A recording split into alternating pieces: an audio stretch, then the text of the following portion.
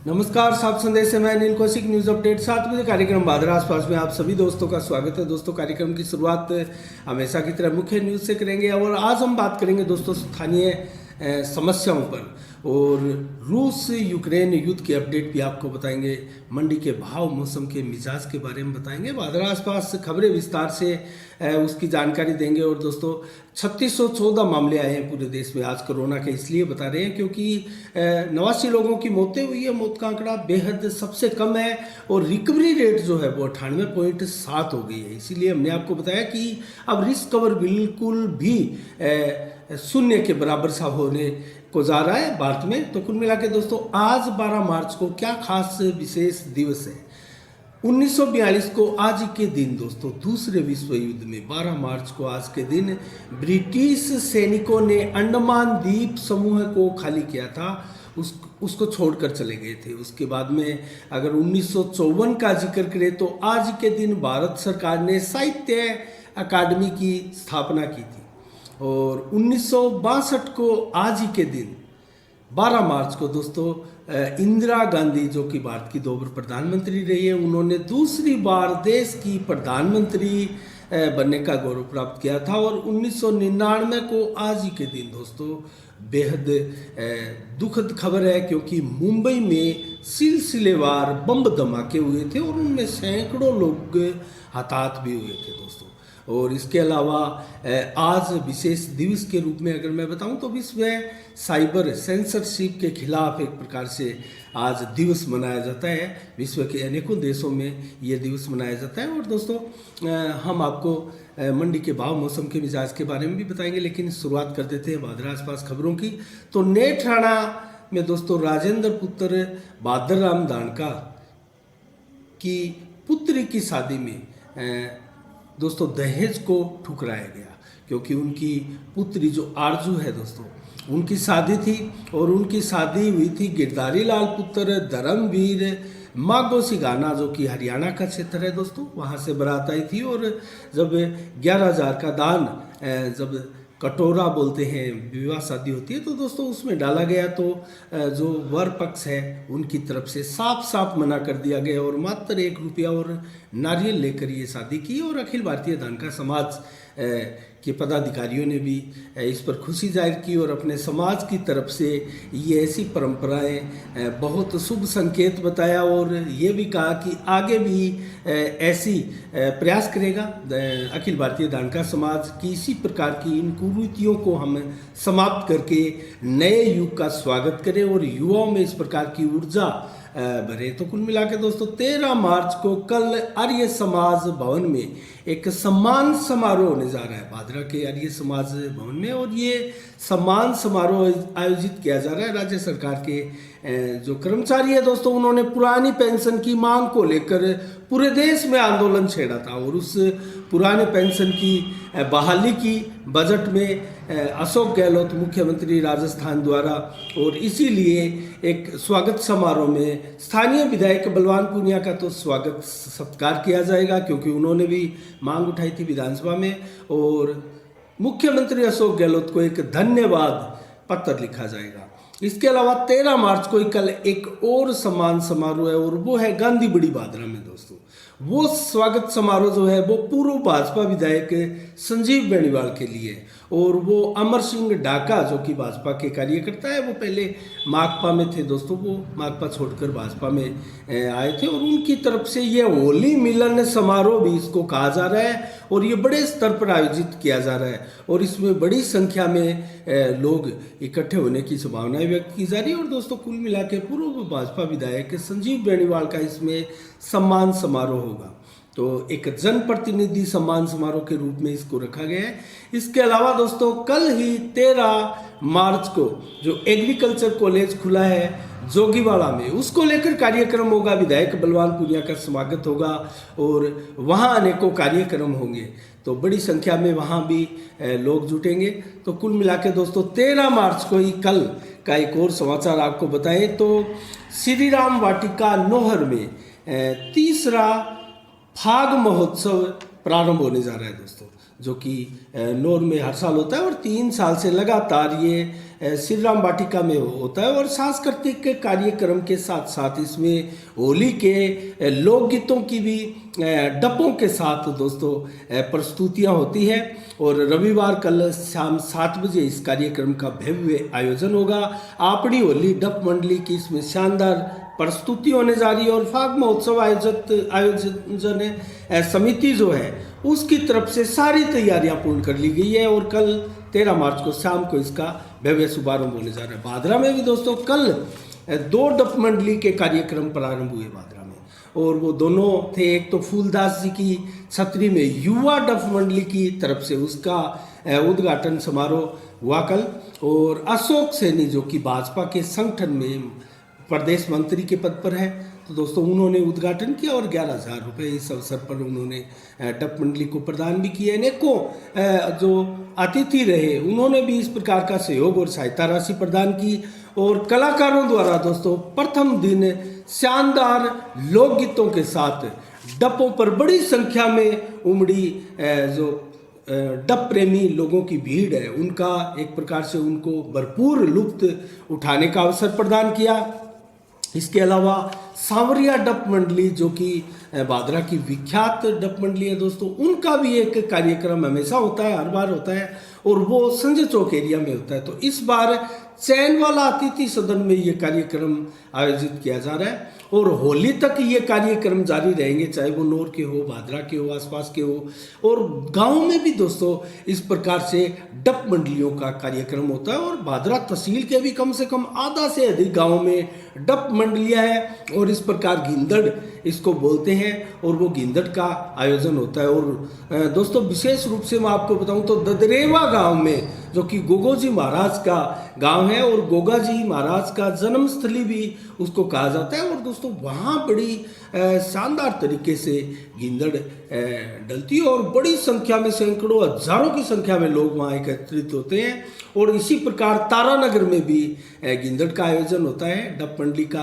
कार्यक्रम होता है और होली के लोकगीतों पर लोग थिरकते हैं। तो राजगढ़ के भी कई गांवों में इसी प्रकार का कार्यक्रम होता है, नौर के भी कई गांवों में इस प्रकार का कार्यक्रम होता है। तो होली का कार्यक्रम जो है फाग महोत्सव प्रारंभ हो चला है आसपास के एरियो में। इसके अलावा दोस्तों हम अब आपको बताएंगे मौसम के मिजाज के, तो मौसम के मिजाज के बारे में और मंडी के भाव आपको बताएं। उससे पहले दोस्तों हम हल्की सी एक समीक्षा भी करेंगे और अपडेट आपको रूस यूक्रेन युद्ध के बारे में भी बताएंगे। दोस्तों आज भादरा में जो रेलगाड़ी के नीचे आकर एक सांड का निधन हो गया दोस्तों और वो रेलगाड़ी के आगे आ गया था और अचानक आए इस सांड की वजह से वहाँ लोग भी एकत्रित हो गए और गाड़ी भी बहुत देर तक दोस्तों वहीं खड़ी रही और उसके बाद में बहुत से लोगों ने प्रयास करके रेल की पटरियों से जो टायरों के नीचे आ गए थे तो सांड को बाहर निकाला और उसके बाद में रेल अपने स्थान पर गई। तो कुल मिलाकर दोस्तों ये भी हुआ और आज एक और अचीवमेंट भादरा शहर में हुआ और वो हुआ दोस्तों जो मोची मोला में स्थित डूम सागर है, जो डूम सागर है उसमें जो गंदगी होती है दोस्तों, वर्षों से गंदगी जमा होती है, वो बहुत बड़ी संख्या में हो जाती है। उसके लिए ठेका भी पीछे बजट में छोड़ा गया था दोस्तों, तो उसको निकालने का कार्य आज प्रारंभ हुआ जेसीपी के द्वारा और उसमें पानी एक बार रोका गया है और उसके बाद में कुछ कुल मिला के वो जब सूखा हो जाता है तो वो निकालने में बहुत आसानी होती है और इसको आज निकाला जा रहा है। तो इसको एकदम से साफ किया जाएगा। उसके बाद में दोस्तों जब आने वाला समय मानसून का है तो बाजार में पानी बहुत ज़्यादा देर तक नहीं रुक पाएगा और इसको खाली करने का मतलब यही है कि यहाँ से पानी बहुत ज़्यादा बड़ी मात्रा में स्टोर होगा और वो आगे भी आराम से जाएगा, क्योंकि बड़ी ये जो गंदगी होती है उससे बहुत बार मोटरें जो चलती है, बड़ी बड़ी मोटरें लगी है दोस्तों, उनमें भी रुकावटें आती है और जो पानी पाइपों में होकर मोटरों से गुजरता है तो उससे भी अवरोधक लगते हैं कई बार। तो ऐसे अवरोधक नहीं आएंगे तो पानी निकासी का कार्य है उसमें सुगमता मिलेगी। तो कस्बावासियों के लिए ये भी राहत की बात है और तेजी के साथ सीवरेज के कनेक्शन मोची मोला के आसपास के वार्डों में किए जा रहे हैं, उसमें कतई कोई दोहराई नहीं है। लेकिन दोस्तों चैम्बर जो है सीवरेज के चैम्बर वो लगभग इस इतनी अवधि में जब सीवरेज प्रारंभ हुई नहीं है तीसरी बार कमोबस ये देखा जा रहा है कि सीवरेज के चैम्बर लगभग टूटते जा रहे हैं, जैसे उनकी म्याद जो है वो पूरी होती जा रही है, उनकी अवधि जो है वो गुजर चुकी है, वो एक्सपायरी डेट के हो चले हैं और इतनी ज़बरदस्त तरीके से टूट फूट होती है कि उनको पूरा ही नया लगाना पड़ता है। और ऐसे लगभग दर्जनों की संख्या में चैम्बर है दोस्तों, हम विशेष कवरेज करेंगे तो आपको दिखाएंगे। और इसके अलावा दोस्तों मेन रोड है जो मावड़ियों के मंदिर की तरफ से संजय चौक एरिया तक जाती है, उसके बीच में भी जो पानी के लीकेज है जो जलदाय विभाग के दोस्तों, उसको लेकर भी सड़कें धसी हुई है, बड़े बड़े खड्डे बने हुए हैं। और ऐसा एक जगह या एक वार्ड में नहीं है, अनेकों वार्डों में है और अभी भी जलदाय विभाग लगा है विभिन्न वार्डों में खड्डे खोदकर। और जो गंदा पानी आज भी लोगों के नलों से आ रहा है दोस्तों, उसको दुरुस्त करने में काफ़ी हद तक जलदाय विभाग को सफलताएं भी मिल रही है, उन फाल्टों को निकाला जा रहा है। और कुछ वार्डों में अब ये शिकायत कम भी हुई है, लेकिन अभी भी लोग गंदा और बदबूदार एक अलग सी स्मेल आता हुआ पानी जो है वो पीने को मजबूर है। और ये पानी संभवतः जो गंदगी नहरों में साफ नहीं हो पा रही है और जो बड़ी बड़ी डिगियाँ बनी है वाटर वर्क्स में जलदाय विभाग में, उनकी भी सफाइयाँ नहीं हो रही है, तो उसमें भी गंदगी इस कदर है कि दोस्तों जो दवाई डाली जाती है पानी को फिल्टर करने के लिए, उसके बावजूद भी उस पानी में उसकी और गंदगी की एक अजीब सी स्मेल जो है वो बादरा में कंटिन्यू लोग महसूस कर रहे हैं। और उसी के चलते उसको एक प्रकार से बदबूदार पानी की संज्ञा दी जा रही है। उसके ऊपर अभी भी काम नहीं हो रहा है और उसके ऊपर सुधार करने के लिए दोस्तों जलदाय विभाग की जो बड़ी बड़ी डिगियाँ हैं उसकी भी सफाई अति आवश्यक है। तो इसके अलावा दोस्तों हम जल्दी से आपको यूक्रेन और रूस के युद्ध की अपडेट आपको बताएं तो 70वां दिन है दोस्तों, अभी भी रूस और यूक्रेन का युद्ध जो है वो थमा नहीं है, बदस्तूर जारी है, लोगों के मरने का सिलसिला जारी है। और आपको मैं बताऊं तो कल दिन भर दोस्तों 5000 के करीब धमाके यूक्रेन में रूस द्वारा किए गए। और बेलारूस की मैं अगर बात कहूं तो रूस की तरफ से बेलारूस भी अब यूक्रेन पर हमले की साजिश रच रहा है और पूरी सेनाएं अपनी बॉर्डर पर तैयार करके रखी हुई है। तो वो आज रात्रि को या कल किसी भी समय रूस की सहमति के साथ यूक्रेन पर अटैक कर देगा और ये एक प्रकार से दो तरफा युद्ध यूक्रेन बिल्कुल भी नहीं झेल पाएगा। कीव राजधानी जो है यूक्रेन की, अभी भी रूस कब्जा नहीं कर पाया है, अभी भी संघर्ष वहां चल रहा है और बहुत से शहरों में एक प्रकार से सीज फायर का भी अभी तक पालन किया जा रहा है। तो कुल मिला के बमबारी हो रही है, युद्ध चल रहा है, लेकिन मिसाइलें भी दागी जा रही है, लेकिन रुक रुक कर इलाकों में युद्ध जो है वो जारी है। और मानवता का ढिंढोरा पीटने वाले अमेरिका सहित नाटो देश, यूरोपीय देश और संयुक्त राष्ट्र संघ सभी देश संस्थाएं दोस्तों यूक्रेन को पीटते हुए देख रही है और प्रतिबंध पर प्रतिबंध, सैंक्शन पर सैंक्शन लगाए जा रहे हैं रूस पर। उनकी संख्या दोस्तों 6000 से अधिक हो चली है, लेकिन रूस जो है रुकने का नाम नहीं ले रहा और अमेरिका, नाटो सहित सभी यूरोपीय आदि संघ जो है वो अभी भी यही कह रहे हैं कि हम सीधे युद्ध में नहीं उतरेंगे। और रूस बार बार चेतावनी दे रहा है कि अगर आप साजो सामान, सैन्य सामान भी अगर यूक्रेन को युद्ध में उपलब्ध करवाते हैं तो ये हमसे सीधी सीधी लड़ाई समझी जाएगी। इसको लेकर भी बहुत से देश डरे हुए हैं और कई देश तो खुलकर रूस के पक्ष में आ रहे हैं दोस्तों। ये भी एक अजीब विडंबना है। कहीं डर तो यही है पूरे विश्व में कि कहीं ये युद्ध विश्व युद्ध की ओर अग्रसर ना हो जाए, ऐसा कुछ ना हो जाए कि विश्व युद्ध हो जाए। और दोस्तों कुल मिला के अगर कहा जाए तो अमेरिका, नाटो देशों के अलावा यूरोपीय संघ का अभी सीधे सीधे युद्ध में नहीं उतरना भी कहीं ना कहीं इसको हम विश्व युद्ध की तरफ जाने वाले मार्ग से बचाए हुए हैं इस युद्ध को। तो रूस तैयार है, रूस ने अपने न्यूक्लियर सारे ठिकाने भी अलर्ट पर रखे हैं। तो देखने वाली बात है आने वाले दिनों में क्या होता है। लेकिन अभी भी अमेरिका और यूक्रेन में जो है कभी तल्खियाँ बढ़ती है और दोस्तों कभी जेलेंस्की के अलग अलग बयान जो है वो आने का सिलसिला है वो रुक ही नहीं रहा। और पहले जिस प्रकार से नतमस्तक होता हुआ दिखाई दिया रूस के आगे, अब दोस्तों अकड़ कर खड़ा है। तो कुल मिला के अपनी नागरिकों को, अपने देश के लोगों को, अपनी देश की संपदाओं को बर्बाद करने पर जेलेंस्की भी तुला हुआ है। क्योंकि अगर दोस्तों हम एक बात आपको सीधे सीधे कहेंगे ये युद्ध सिर्फ और सिर्फ इस बात पर रुक सकता है जैसी कि रूस की प्रथम मांग थी कि नाटो में नहीं जाएगा यूक्रेन। और अगर दोस्तों अमेरिका अगर ये कह दे कि हमें नाटो में नहीं लेना है और मानवता का ढिंढोरा पीटने वाले अमेरिका को ही अमेरिका के ऊपर ही छोड़ते हैं, यहाँ मानवता का वध हो रहा है। एक प्रकार से मानवता को शर्मसार कर देने वाले वाक्य भी हो रहे हैं। और कुल मिला के मानवता पर इससे बड़ा और हमला क्या होगा। लोग 20 लाख से अधिक लोग 25 लाख से करीब लोग जो है वो यूक्रेन छोड़कर दोस्तों जा चुके हैं।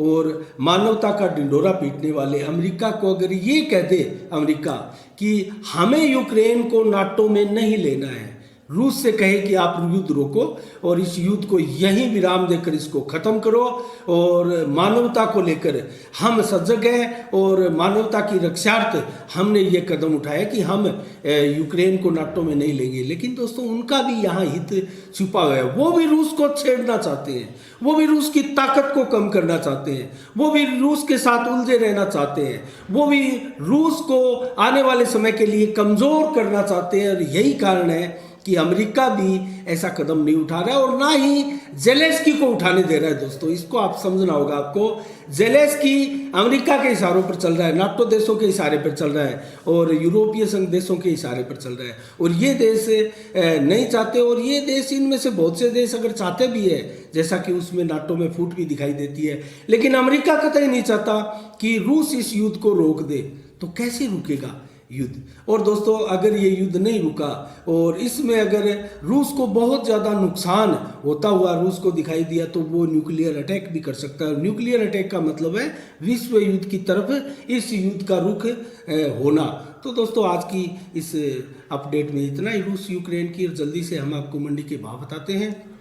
नोर से शुरुआत करते हैं। आज दोस्तों मंडियों के भाव में अगर देखें तो नरमे में उछाल आई है, गेहूं के दामों में लगातार बढ़ोतरी देखी जा रही है क्योंकि यूक्रेन, मैंने आपको पहले भी बताया था, 33% निर्भरता है गेहूं की।